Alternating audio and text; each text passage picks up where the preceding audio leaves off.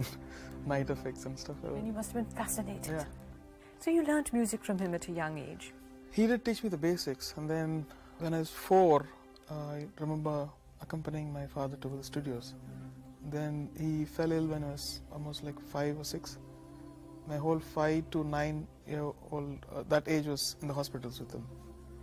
In the cancer institute and all kinds of spiritual healing and all this stuff. Must have been a lot of anxiety.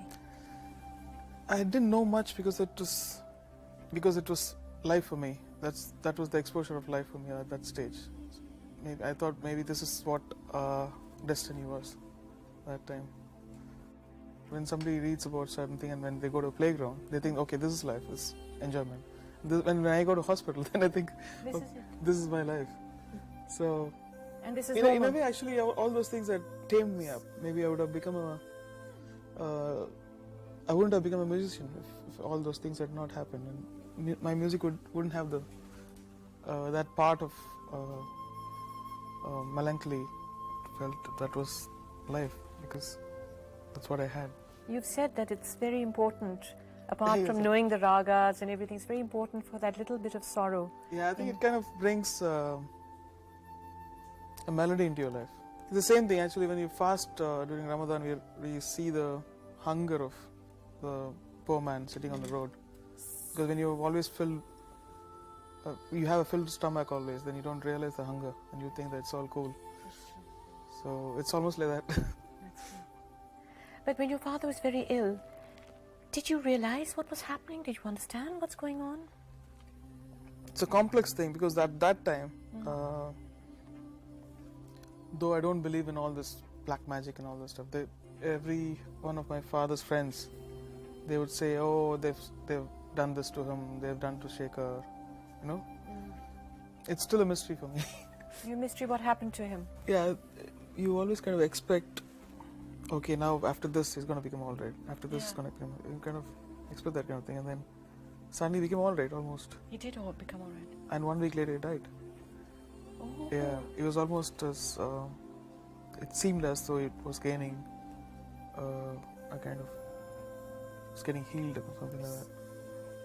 That was very funny. But your mother must have gone through a terrible time. Yeah. With all 4 children with her and stuff like that. It was more like a struggle and family circumstances and all this stuff. Trouble. So as the only male in the family, you went out to work? At this job called roadie. Roadie means you take the instruments and set up for other people. So that happened for 3-4 years, from the age of 10 to 13, 14. Then my mother felt that I should start playing to be a permanent keyboard player, which would give sufficient money for the family to run. Yeah. You took on the responsibility. Actually, my mother had taken quite a lot of responsibility, and we just had our bit of it, my sisters and myself. And having to earn at the age of 10, looking after a family, having responsibilities, burdens, what does it do to a young boy? I think it kind of shapes you up to be a nice boy. When I look back at my life now, it seems as though it's a big thing, but at that time it's part of life, and then you swim across and then you cross that. Understand? So when you start away with a rough kind of beginning, then you cope with it. But what about school? School, I was a very bad student. Students say I skipped school, so obviously if you're working, you can't get abuses from school quite often. I did my 10th, and then I did a couple of months on the +1, and then I left halfway. Because you had to work? Yeah, lack of attendance and stuff like that. But the teachers must have been very angry. In fact, the famous abuses, take your son and go to the platform of the streets of Kodambakkam, then they'll put you money. Don't bring him to school. They said that? Naturally, when you don't go to school, they have to do that. When I just think about it now, they were right, and they had to be strict and stuff like that. But is it true that they used to even whack you with a ruler? Again, lack of attendance, mostly. And what did you say?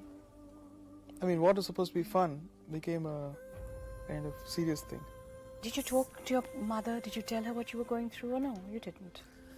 We had enough problems, I mean, on the whole family, and so I mean, I could see what was happening, so I had to take care of this side by myself. Of course, we had my sisters were there supporting all of us, and mentally and emotionally. Were you ever a carefree child? No, nothing. Too many questions about future, what would happen, and things like that. And bothered about our family with just my mother and my 3 sisters. Did it toughen you, or did it make you introverted?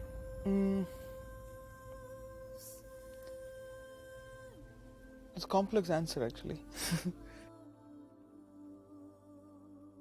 Yes, I had these complexes about myself.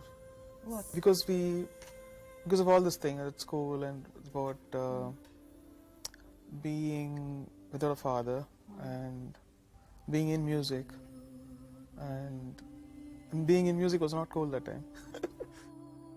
Yeah, it's like, okay, you're a musician, and what we respect is government jobs, that kind of thing.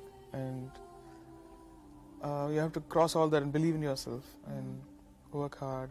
But one thing which was good about him was after he died, when I went playing for sessions, everyone had a very good opinion about him, and they would say, because of your father I'm here, because of your father I'm a musician, because of him I've got this house, because he used to use me in all his sessions. And so I felt good that I was born to a very nice person rather than and a musician.